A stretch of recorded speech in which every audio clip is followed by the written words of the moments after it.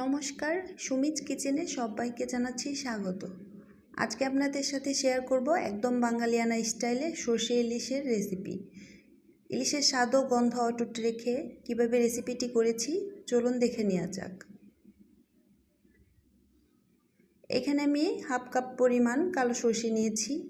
আপনারা চাইলে হলুদ সর্ষেটাও নিতে পারেন। সর্ষেটা ভালো মতো পরিষ্কার করে আমি ধুয়ে নিয়েছি।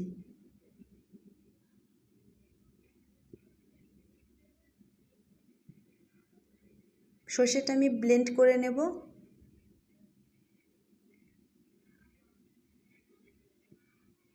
দিয়ে দিচ্ছি 4টি কাঁচা লঙ্কা, হাফ চা চামচ লবণ। এই লবণ আর কাঁচা লঙ্কাটা কিন্তু অবশ্যই দিতে হবে, তাহলে সর্ষেটা আর তেতো লাগবে না। সামান্য পরিমাণ জল দিয়ে আমি সর্ষেটা ব্লেন্ড করে নেব।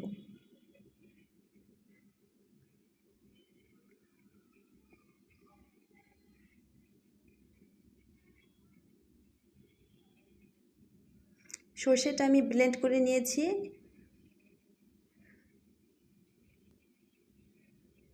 আমি 5 পিস ইলিশ মাছ নিয়েছি পরিষ্কার করে একদম। সামান্য লবণ দিয়ে মাছটা মাখিয়ে রেখে দেব 5 মিনিট।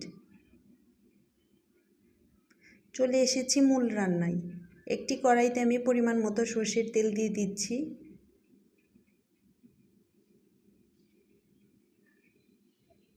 হালকা একটু গরম হলে এখানে দিয়ে দিচ্ছি কালো জিরে, 1 চা চামচের 3 ভাগের 1 ভাগ হলুদ, হাফ চা চামচ মরিচ গুঁড়া। কয়েক সেকেন্ড নাড়াচাড়া করে সামান্য পরিমাণ জল দিয়ে দিব।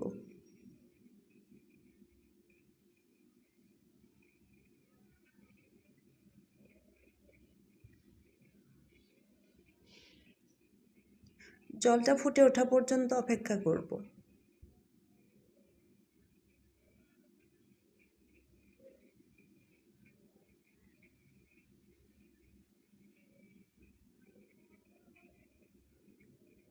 জলটা কিন্তু আমার ফুটে উঠেছে। এখন মাছটা দিয়ে দিব। আর ভিডিওটি যদি ভালো লেগে যায় একটি লাইক দিতে ভুলবেন না। এরকম আরও সহজ রেসিপি পেতে চাইলে চ্যানেলটি সাবস্ক্রাইব করে দিতে পারেন।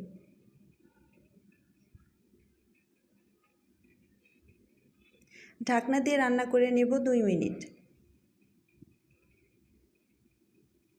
ফিরে এসেছি 2 মিনিট পর।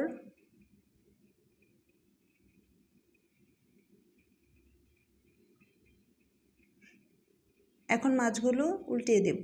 এইভাবে সর্ষে ইলিশ করে দেখতে পারেন, স্বাদে কিন্তু একদম পারফেক্ট হবে।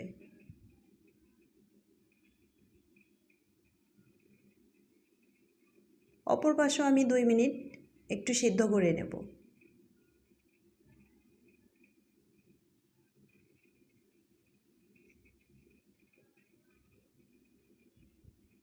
দুই মিনিট পর এখন ঢাকনা খুলে সর্ষের পেস্টটা দিয়ে দেব। আমি সর্ষে পেস্ট করার সময় লবণ দিয়েছি, মাছেও কিন্তু লবণ দিয়েছি। 2 বার আমি লবণ দিয়েছি। এখন চেক করে লবণ দিয়ে রান্না করে নেব। আমি সর্ষের বাটিটা একটু ধুয়ে জল দিয়ে দিয়েছি, খুবই অল্প পরিমাণে। এখন রান্না করে নেব 5 মিনিট।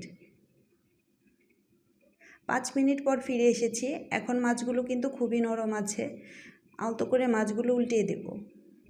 পুরো রান্নাটা শেষ করতে আমার 15 মিনিট সময় লেগেছে। খুব বেশি কিন্তু সময় লাগে না রান্না করতে। কাঁচামরিচগুলো দিয়ে দেব এখন আমি 4টি। 2 চা চামচের মতো সরিষার তেল দিয়ে ঢাকনা দিয়ে রান্না করব আরও 5 মিনিট। তাহলেই কিন্তু একদম রেডি হয়ে যাবে আমার সর্ষে ইলিশ।